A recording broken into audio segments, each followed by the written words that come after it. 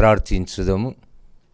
ప్రేమ స్వరూపైన మా పరలోకపు తండ్రి, మమ్ములను మిక్కిలి ప్రేమించిన మా గొప్ప దేవ, మహోన్నతుడా, మీ బంగారు పాదములకు స్తుతులు వందనాలు చెల్లిస్తున్నాం. నీ వాక్యము ధ్యానము చేయుచుండగా నన్ను నీ నోటి బూరగా దీవించుమని, మీరు నాలుండి మాట్లాడమని వేడుకుంటున్నాం. వినుచున్న ప్రతి బిడ్డను పేరుపడ దీవించుమని, వినగలిగిన చెవులను, గ్రహింపగలిగిన మనస్సును దయచేయమని తండ్రి, ప్రతి ఒక్కరితో మీరు మాట్లాడి వాక్య ప్రకారముడి ప్రభువా, ప్రతి ఒక్కరూ మంచి నేలను పడిన విత్తనం ఏ రీతిగా ఫలిస్తుందో ఆత్మ ఫలములతో మేమందరము ఫలించే భాగ్యం దయచేయమని నజరేయుడైన యేసు నామమున ఈ విన్నపములు నీకు సమర్పిస్తూ బతిమాలి వేడుకొనుచున్నాము తండ్రి, ఆమేన్. ప్రభునందు ప్రియమైన వాళ్ళరా, దేవునికి స్తోత్రములు. ప్రభు అయిన యేసుక్రీస్తు నామమున, క్రీస్తు పునరుత్థానం తరపున మీకందరికీ శుభములు, నా హృదయపూర్వక వందనాలు చెల్లిస్తున్నాను. పరిశుద్ధుడైన మత్తయి రాసిన సువార్త 28వ అధ్యాయము 6వ వచనం మనం చదువుకున్నప్పుడు, ఆయన ఇక్కడ లేడు, తాను చెప్పినట్టే ఆయన లేచున్నాడు. ప్రభునందు ప్రేమైనటువంటి వాళ్ళరా, యేసుక్రీస్తు యొక్క పునరుత్థానాన్ని గురించి మనం జ్ఞాపకం చేసుకుంటున్నాం, ధ్యానం చేస్తున్నాం. పునరుత్థానం అనగా ఏమిటంటే, ఒకసారి మరణించిన తర్వాత తిరిగి లేచి ఇక మీదట మరణం లేకుండా ఉండే దానిని పునరుత్థానం అని పిలుస్తారు. యేసుప్రభువు వారు మరణించినాడు, తిరిగి లేచినాడు. ఆయన లేచిన తర్వాత ఆయన సజీవుడుగా ఉన్నాడు. ఆయనకి ఇక మీదట మరణం అనేది లేదు. అందువలన ప్రపంచ చరిత్రలో యేసుక్రీస్తుకు ఒక్కనికి మాత్రమే పునరుత్థానుడని పేరు కలిగింది. ప్రియమైనటువంటి వాళ్ళారా, పరిశుద్ధ గ్రంథములో చనిపోయి లేచినటువంటి వారు ఉన్నారు. మన ప్రభు అయిన యేసుక్రీస్తు లాజర్ను లేపినాడు. ఆయన మన పరిశుద్ధ యోహాను రాసిన సువార్త 11వ అధ్యాయము 40 నుండి కొన్ని వచనాలు మనం చదువుకున్నప్పుడు, అక్కడ యేసు ప్రభు వారు లాజరు సమాధి దగ్గరికి వెళ్ళి, లాజరు బయటికి రాని బిగ్గరగా పలికినాడు. వెంటనే సమాధులు ఉన్నవాడు ఉన్న పాటున లేచి వచ్చినాడు. మార్తా, నీవు నమ్మినట్లయితే దేవుని మహిమను నువ్వు చూస్తావని చెప్పినాడు యేసు ప్రభు వారు. మరి ఆ నమ్మకము ఆమెకు ఎంతగానో ధైర్యాన్ని ఇచ్చింది, దేవుని మహిమను చూసింది, దేవుని యొక్క ఆశ్చర్యకార్యాన్ని చూసింది. కాబట్టి లాజరు లేచి వచ్చినాడు. లేచిన తర్వాత తిరిగి లాజరు మళ్ళీ చనిపోయినాడు. ఆయన కొన్ని సంవత్సరాలకు, కొంతకాలానికి చనిపోయినట్లు మనం చూడగలం. యోహాను సువార్త 12వ అధ్యాయము 11వ వచనం చదువుకున్నప్పుడు, రెండవసారి ప్రధాన యాజకులు లాజర్ను చంపాలని ఆలోచన చేసినారు, ప్రయత్నాలు చేసినారు. అయితే వారి ప్రయత్నాలన్నీ కూడా నిష్ప్రయోజనమైపోయినాయి. కానీ కొంతకాలానికి ఆయన చనిపోయినట్లుగా మనం చరిత్ర వలన చూడగలం. కాబట్టి లాజరును పునరుత్థానుడని పిలువరు.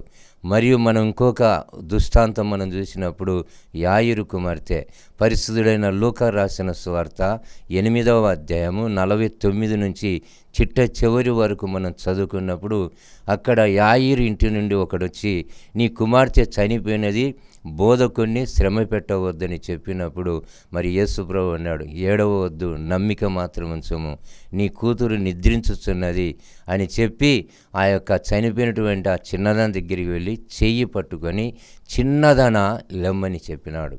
వెంటనే పోయిన ప్రాణం తిరిగి వచ్చింది. కానీ కొంతకాలానికి ఆమె కూడా చనిపోయింది. కాబట్టి ఆమెను పునరుత్థానమని పిలువరు. ఇంకొక దృష్టాంతాన్ని మనం చూసినప్పుడు, పరిశుద్ధులైన లూకా రాసినటువంటి సువార్త 7వ అధ్యాయము 11 నుంచి 14 వచనాలు మనం చూసినప్పుడు, ఒక బీదరాలు, విధవరాలు, ఆమెకున్నది ఒకటే ఒక కుమారుడు. ఆమె ఎంతో ఏడుస్తూ దుఃఖముతో ఉంటే, కృంగిపోతుంటే, ఎందుకనగా ఆమె కుమారుడు చనిపోయి సమాధికి పోతున్నాడు. ఆ సమయంలో యేసు ప్రభువు వారు పాడెను ముట్టినాడు. ముట్టగానే పాడెను మోసేవారు నిలబడినారు. వెంటనే యేసు ప్రభువు వారు అతన్ని చిన్నవాడ లెమ్మని చెప్పినాడు. వెంటనే అతడు పాడ మీద నుండి లేచి కూర్చొని అందరితో మాట్లాడినట్టు మనం చూడగలం. కానీ కొంతకాలానికి ఆ చిన్నవాడు కూడా చనిపోయినట్లు మనం చూడగలం. కాబట్టి ఎవరిని కూడా వాళ్ళు మరణించి లేచిన కానీ తిరిగి చనిపోయినారు, వారిని ఎవరిని కూడా పునరుత్థానం అని పిలువరు. కాబట్టి ప్రియమైనటువంటి వాళ్ళరా, ఒక్క యేసు ప్రభువును మాత్రమే పునరుత్థానుడని పిలుస్తారు. ఎందుకంటే ఆయన మన కోసం మరణించినాడు, తిరిగి లేచినాడు. ఇక మీదట మరణం లేకుండా ఆయన ఉంటున్నాడు. ఇది మనం మొట్టమొదటిగా ప్రవచనాల నెరవేర్పుగా మనం చూడగలం. అపోస్తలుడైన పౌలు కొరింథీయులకు రాసిన మొదటి పత్రిక 15వ అధ్యాయము 3-4 వచనాలు మనం చదువుకున్నప్పుడు అక్కడ పౌలు మనకు తెలియపరిచాడు. లేఖనముల ప్రకారము యేసు ప్రభువారు మృతి పొందినాడు, సమాధి చేయబడినాడు, లేఖన ప్రకారముడు ఆయన లేచున్నాడు. అనగా లేఖనముల నెరవేర్పు అనేది దేవుడు తన వాక్యం ద్వారా సెలవిస్తున్నాడు. లేఖనములు ఏమిటని మనం ఆలోచన చేసినప్పుడు యెషయా గ్రంథం 25వ అధ్యాయము 8వ వచనంలో మరణము ఎన్నటికీ లేకుండా ఆయన మృంగివేనంటే మరణమే లేకుండా చేస్తాడు. అది యేసు ప్రభువు పునరుత్థానం ద్వారాని మనం తెలుసుకోవాలి. దావీదు కీర్తనలు 68వ అధ్యాయం 20వ వచనం మనం చదువుకున్నప్పుడు దేవుడు మా పక్షమున పూర్ణముగా రక్షణ కలుగజే దేవుడై ఉన్నాడు. మరణమును తప్పించుట యెహోవా వశము. కాబట్టి మరణమును తప్పించుటనగా మరణమే లేకుండా చేయడము దేవుని యొక్క వశమని మనం తెలుసుకోవాలి. కాబట్టి ప్రియమైనటువంటి వాళ్ళరా, ఇది ప్రవచనముల నెరవేర్పుగా అది యేసుక్రీస్తులోనే నెరవేరింది. పునరుత్థానం అంటే యేసు ప్రభువారే. ఆయన మరణమును జయించినాడు, ఆయన సమాధి నుండి లేచినాడు, ఆయన శత్రువులందరూ కూడా పతనమైపోయినారు. ఆ రీతిగా దుష్ట శక్తులన్నీ కూడా ఓడిపోయినాయి. ఈ పునరుత్థానం ముందర ఏది కూడా నిలబడలేదని మనం తెలుసుకోవలసినదని దేవుడు తన వాక్యం ద్వారా సెలవిస్తున్నాడు. కాబట్టి మనం మరణాన్ని గురించి ఆలోచన చేస్తే అపోస్తల కార్యములు 2వ అధ్యాయము 24వ వచనం మనం చదువుకున్నప్పుడు మరణము ఆయనను బంధించుట అసాధ్యము. ఎందుకంటే మరణ వేదనలను దేవుడు తొలగించి ఆయనను లేపినాడు. ఆయన మరణం ఆయనను బంధించలేదు, మరణము ఓడిపోయింది. అపోస్తలుడైన పౌలు కొరింథీయులకు రాసిన మొదటి పత్రిక 15వ అధ్యాయము 55వ వచనం మనం చదువుకున్నప్పుడు ఓ మరణమా నీ విజయం ఎక్కడా, ఓ మరణమా నీ ముళ్ళెక్కడా. కాబట్టి మరణం మీద విజయం సాధించినాడు. మరణముకున్నటువంటి ముళ్ళును యేసు ప్రభువారు విరిచేసినాడు. తన మరణము ద్వారా తన పునరుత్థానం ద్వారా విజయం సాధించినాడని దేవుడు తన వాక్యం ద్వారా సెలవిస్తున్నాడు. ప్రియమైనటువంటి వాళ్ళరా, పునరుత్థానానికి మనం రుజువులు ఏం కావాలంటే ఎన్నో రుజువులు అక్కడ మనకు కనబడతాయి. మనం మొట్టమొదటిగా దేవదూత చెప్పినటువంటి రుజువును మనం చూసినప్పుడు పరిశుద్ధుడైన మత్తయి రాసినటువంటి సువార్త 28వ అధ్యాయము 2వ వచనం మనం చదువుకున్నప్పుడు ప్రభువు దూత పరలోకము నుండి వచ్చి అక్కడ సమాధి ముందర సమాధికి ఉన్నటువంటి రాతిని దొర్లించింది. దొర్లించిన తర్వాత ఆ రాతి మీద కూర్చున్నది. ప్రియమైనటువంటి వాళ్ళరా, రాతిని దొర్లించి పోలేదు. ఎందుకంటే రుజువు చేయడానికి, అది అందరికీ కనబడడానికి ఆ రాతి మీద కూర్చుంది ప్రభు యొక్క దూత. ఈ సైనికులు చుట్టూ ఉన్నారు, సమాధి చుట్టూన్నారు సైనికులందరూ కూడా. వాళ్ళు గన్లు పట్టుకొని వాళ్ళు ఉంటున్నారు. ఎవరు సమాధి దగ్గరికి వచ్చినా, ఎవరు రాయి తీసివేసినా వాళ్ళని కాల్చివేయడానికి ఆజ్ఞను వాళ్ళు పొందింటున్నారు. కానీ ఆ యొక్క సైనికులు ఏం చేసినారు? వణికి చచ్చిన వారి వల్లే పడిపోయినారు. కాబట్టి ప్రియమైనటువంటి వాళ్ళరా, అక్కడ దేవదూత చెప్పిన సాక్ష్యం ఏంటంటే, దేవదూత వచ్చింది అనగా ప్రభుదూత వచ్చింది, ఆ యొక్క సమాధికి ఉన్న రాయిని దొర్లించింది, రాయి మీద కూర్చున్నది. అక్కడికి వచ్చినటువంటి స్త్రీలు ఎవరంటే, ఆదివారం అన్న తెల్లవార్చుండగా మగ్దలేని మరియా, ఇంకొక మరియా అక్కడికి వచ్చినారు. ఈ యొక్క ప్రభుదూత ఏం మాట్లాడుతుందంటే ఆ స్త్రీలతో, మీరు మరణించినటువంటి నజరేయుడైన యేసుని వెతుకుతున్నారు, ఆయన ఇక్కడ లేడు, ఆయన లేచి ఉన్నాడు, కాబట్టి మీరు వెళ్ళండి, ఆయన మీకంటే ముందుగా వెళ్ళుచున్నాడని అక్కడ దూత చెప్పినట్లు మనం చూడగలం. మగ్దలేని మరియకు మరి ఇంకొక మరియకు వారు అక్కడ సమాధి దగ్గర వెతుకుతూ ఉంటే ఆ యొక్క ఆలోచనను ఎరిగి ఉంటాడు ప్రభుదూత. వారి యొక్క హృదయాన్ని, మనసుని ఎరిగి ఆయన ఇక్కడ లేడు, ఆయన తాను చెప్పినట్టే ఆయన లేచి ఉన్నాడని అక్కడ ప్రభుదూత చెప్పినది. కాబట్టి ప్రియమైనటువంటి వాళ్ళరా, సాక్ష్యం ఏంటి? ఈ లోకం అంటే ప్రభు దూత తెలియపరిచినట్టు మనం చూడగలం. సమాధిని గురించి మనం ఆలోచన చేసినప్పుడు ఆయన లేయకుండా ఉండాలని ఎంతో బందోబస్తు చేసినారు. మత్తయి సువార్త 27వ అధ్యాయము 63వ వచనం నుండి 66 వచనాలు మనం చదువుకున్నప్పుడు అక్కడ దేవుడు మనకు సెలవిస్తాడు. ఈ ప్రధాన యాజకులు పరిసయ్యులు పిలాతు దగ్గరికి వచ్చి, అయ్యా, ఆ వంచకుడు బతికి ఉన్నప్పుడు నేను 3వ రోజు నేను లేస్తానని ఆయన చెప్పింటున్నాడు. కాబట్టి ఆయన చెప్పినట్టు లేస్తాడేమో. కాబట్టి ఈ వంచన మొదటి వంచన కంటే కడపడి వంచన ఇంకా ఎక్కువైతుంది. కాబట్టి ఆయన లేయకుండా మనం చేయాలన్నప్పుడు పిలాతు ఒక ఆర్డర్ ఇచ్చినాడు. సైనికులు ఉన్నారు కదా, ఆ సైనికులను పిలుచుకొని సమాధిని మీకెంత ఇష్టమైనైతే ఎంత చేతినంత భద్రము చేయమని అక్కడ పిలాతు తెలియపరిచినాడు. వారి ఇష్టానుసారం ఎవ్వరు రాతిని దొర్లించకుండా సమాధి నుండి యేసు బయటికి రాకుండడానికి అంత బందోబస్తు సమాధిని ఏర్పాటు చేసినారు. కానీ యేసు ప్రభు వారు సమాధి నుండి బయటికి వచ్చినాడు. కాబట్టి ఇప్పటికి కూడా ప్రపంచ చరిత్రలో ఖాళీ సమాధి ఎవరిదంటే యేసు ప్రభు వారిది. ఎవరి సమాధులన్నా మూయబడి ఉంటాయి, ఆ సమాధుల్లో వారి ఎండిపోయిన ఎముకలు ఉంటాయి. కానీ ఈ సమాధి ఖాళీ సమాధి, ఎండిపోయిన ఎముకల్లో అది కేవలము అది ఖాళీ సమాధి కనబడుతుంది. మూతలు లేనటువంటి సమాధిగా మిగతా వారి సమాధులన్నీ కూడా మూతలు ఉంటాయి, అన్నీ కూడా క్లోజ్ చేసి ఉంటారు. కానీ యేసు ప్రభు సమాధి క్లోజ్ చేయలేదనే విషయాన్ని దేవుడు తన వాక్యం ద్వారా సెలవిస్తున్నాడు. తర్వాత యేసు ప్రభు వారు తన యొక్క పునరుత్థానాన్ని గురించి ఆయన ముందుగానే చెప్పినటువంటి విషయము దేవుడు మనకు తెలియపరుస్తాడు. మన పరిశుద్ధులు మత్తయి రాసిన సువార్త 20వ అధ్యాయము 19వ వచనం మనం చదువుకున్నప్పుడు అక్కడ యేసు ప్రభు వారు తెలియపరుస్తాడు. మనం యెరూషలేము వెళ్ళుచున్నామని శిష్యులతో అంటాడు. అక్కడ ప్రధాన యాజకులు, శాస్త్రులు, పరిసయ్యులు మనుష్య కుమారుని పట్టుకుంటారు. వాళ్ళు నన్ను మరణశిక్ష వేస్తారు, సిలువ వేస్తారు, నన్ను తర్వాత కొరడాలతో కొడతారు, అన్నులకు అప్పగిస్తారు. అయితే 3వ దినమున మనుష్య కుమారుడు లేస్తాడు. కాబట్టి యేసు ప్రభువారు తన మరణాన్ని గురించి ముందుగానే ఆయన తెలియపరిచినాడు. 3వ రోజు లేస్తాను అని అక్కడ ఆయన సెలవిచ్చినాడు.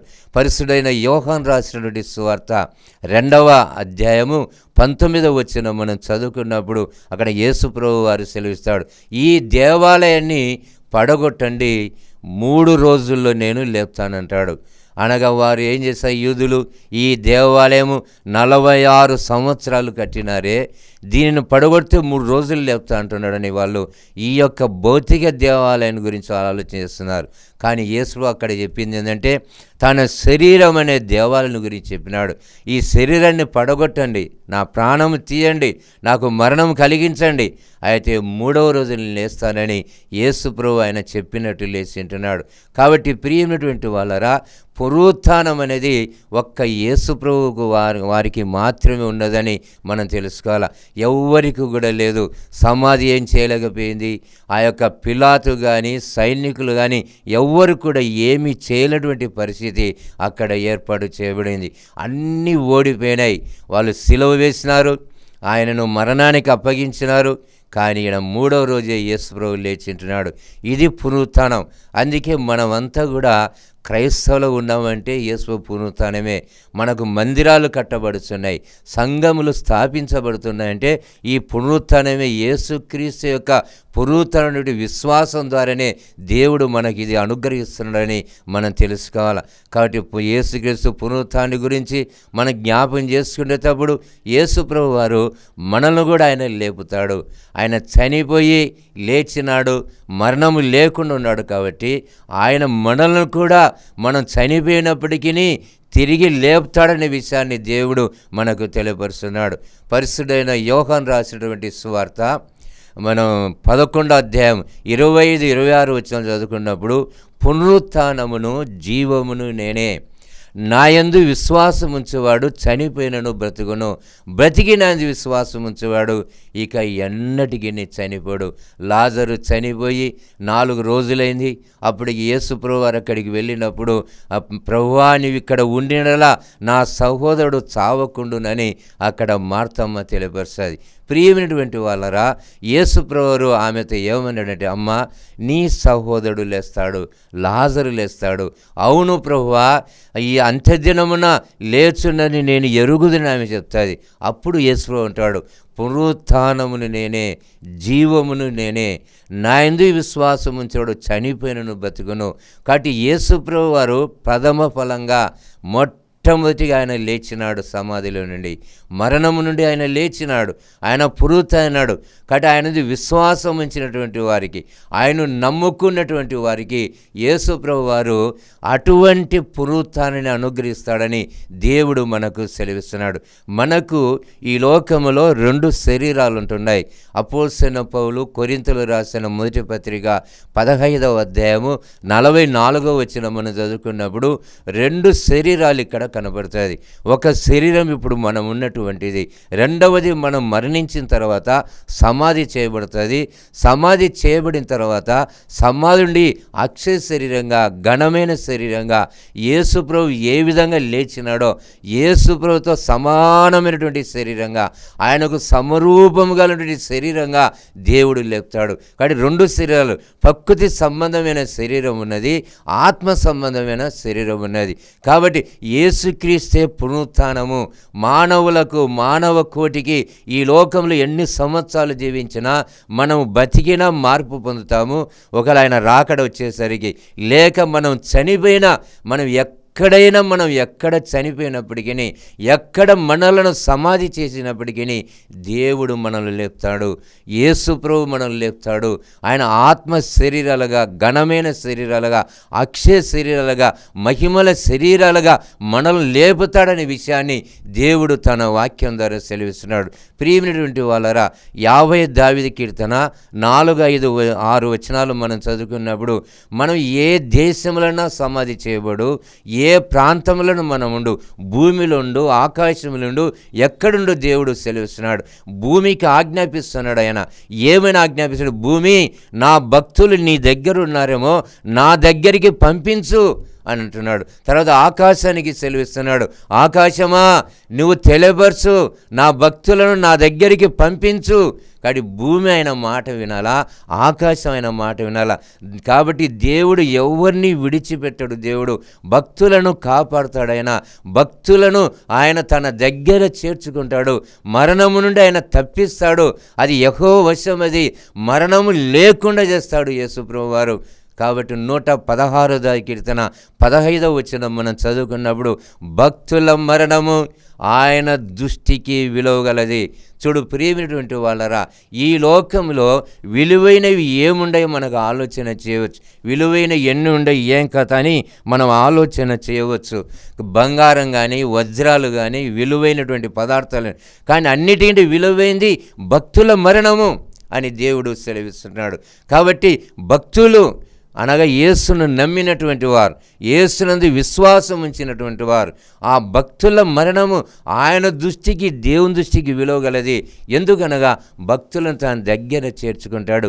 భూమికి ఆయన ఆజ్ఞాపిస్తాడు, ఆకాశానికి ఆయన ఆజ్ఞాపిస్తున్నాడు, నా భక్తులను నా దగ్గరికి చేర్పించాలని. కాబట్టి మరణం అంటే భయం లేకుండా చేసినాడు దేవుడు.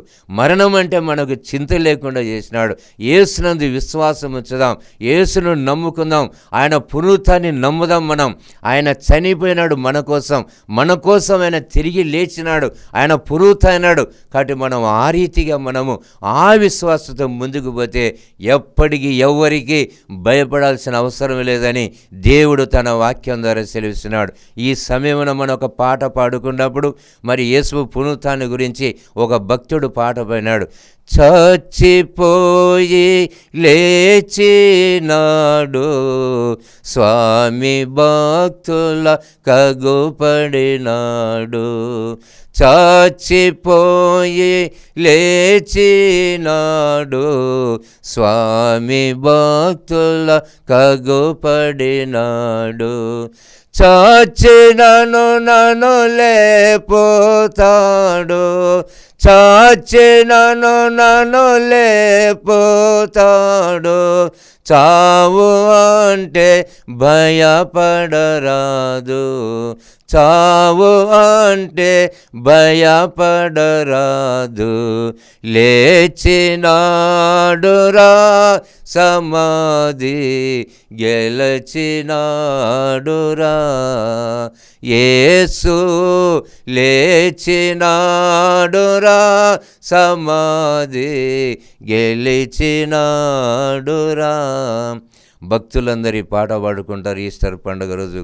ప్రియమైన ఎందుకంటే యేసు పునరుత్థానం, ఆయన చెప్పినట్టే ఆయన లేచినాడు, ఆయన సమాధి లేచినాడు, మరణమును మీద విజయం సాధించినాడు.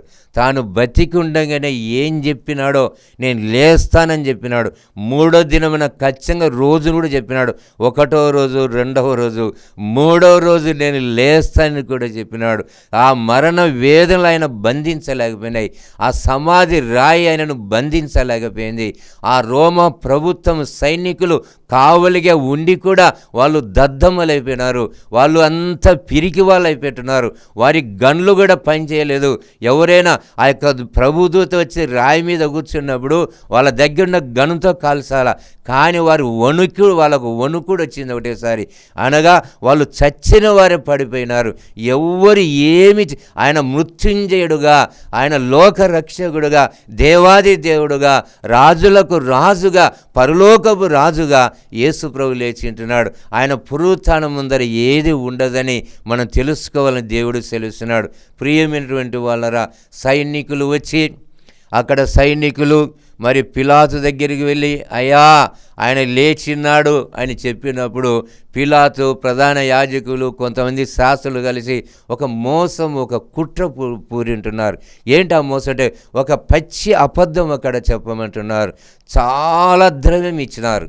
ఎంత ద్రవ్యం అంటే బైబిల్లో పరిశుద్ధ గ్రంథంలో చాలా ద్రవ్యం ఇచ్చినట్టుగా పరిశుద్ధ గ్రంథంలో రాయబడి ఉంటున్నది. కాబట్టి ప్రియమైనటువంటి వాళ్ళరా, ఏమైనా అబద్ధం చెప్పాలంటే మేము నిద్రించుచుండగా, అనగా సైనికులు నిద్రించుచుండగా ఆయన శిష్యులు వచ్చి ఆయనను ఎత్తుకొని పోయినారు. అబద్ధం ఆడినా దానికి అతికినట్టు ఉండాలి. కానీ ఏమైనా అబద్ధం ఆడాలంటే వాళ్ళు మేము నిద్రించుచుండగా, నిద్రపోయే వారికి ఏ విధంగా తెలుస్తుంది? ఎవరైనా వచ్చింది కనుక్కుంటారా? కళ్ళు మూసుకొని నిద్రపోతుంటే ఎవరు వచ్చింది తెలియదు, ఎవరు పోయింది తెలియదు, ఏమి జరిగింది తెలియదు. కానీ అక్కడ వాళ్ళు ఏం చేసినారంటే పచ్చి అబద్ధం ఆడుతుంటున్నారు. అక్కడ చాలా ద్రవ్యము, డబ్బు తీసుకున్నారు. డబ్బుకు అమ్మడవినారు సైనికులు. వాళ్ళ డ్యూటీ వాళ్ళు సరిగ్గా చేయలేకపోయినారు. ప్రియమైనటువంటి వాళ్ళరా, మేము నిద్రించుచుండగా ఆయన శిష్యులు వచ్చి ఆయనను ఎత్తుకొని పోయినారు అని చెప్పినప్పటికీ ఏమీ లాభం లేదు.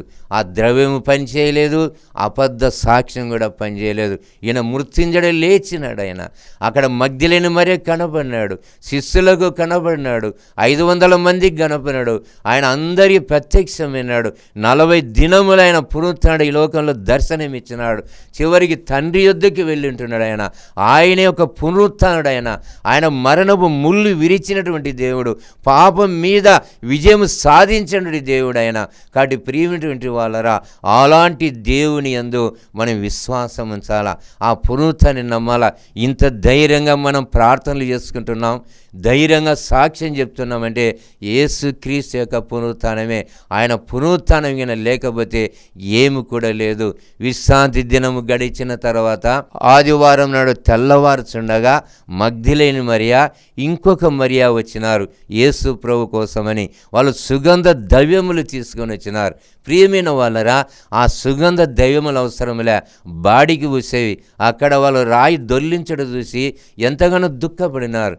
కానీ యేసు ప్రభు వారు మాట్లాడినాడు, మీరు ఎవరిని వెతుకుతున్నారు, ఎవరి కోసం మీరు వేచారంటే ఆయనే. ప్రియమిటి ఆయన తనకు తాని పునరుత్థాన దేవుడు మగ్దలేనితో మరియతో మాట్లాడి ధైర్యపరిచి, మీరు వెళ్ళండి, శిష్యులకు మీరు తెలియపరచండి ఈ విషయం, నేను లేచినాను, పునరుత్థానమేనని చెప్పి అక్కడ యేసు ప్రభు వారు మగ్దలేని మరియమ్మతో మాట్లాడినాడు. కాబట్టి ప్రియమైనటువంటి వాళ్ళరా, ఏ రీతిగా మనం ఈ లోకంలో జీవిస్తుంటున్నాం, మన సంఘములు, మందిరాలు, మన జీవితాలు, మన సాక్ష్యములన్నీ కూడా పునరుత్థానమే.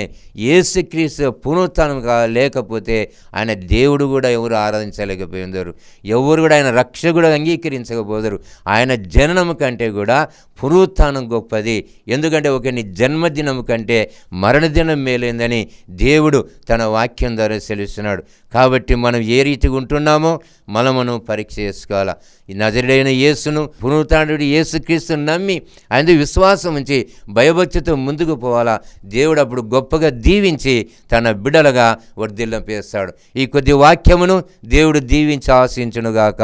ఆమేన్. ప్రార్థించుదాము.